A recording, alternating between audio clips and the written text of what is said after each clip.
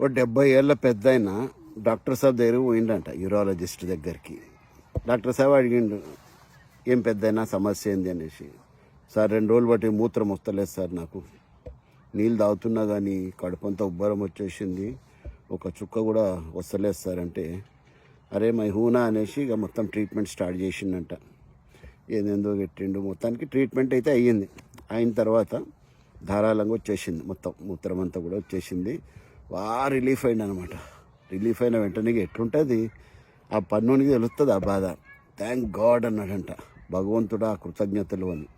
Doctor సాబ్కి కోపం వచ్చిందంట, ఇంత కష్టపడి నేను మొత్తం సిస్టమ్ని రిపేర్ చేసి నీకు మూత్రం రప్పిస్తే నాకు థ్యాంక్స్ చెప్పకుండా భగవంతునికి చెప్తావు ఏందిగా, ఫస్ట్ నాకు చెప్పు అన్నా అంట.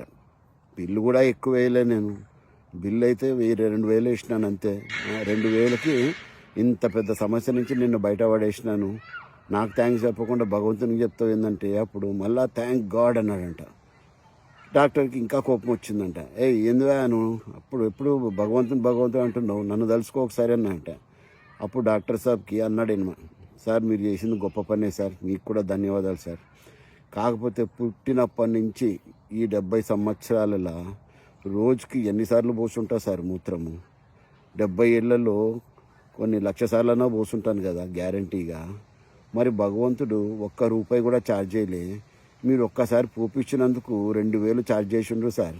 అందుకే నేను భగవంతునికి ఎంత రుణపడున్నా అని ఫస్ట్ ఆయనకు ధన్యవాదాలు చెప్తున్నాను సార్ అన్నాడు.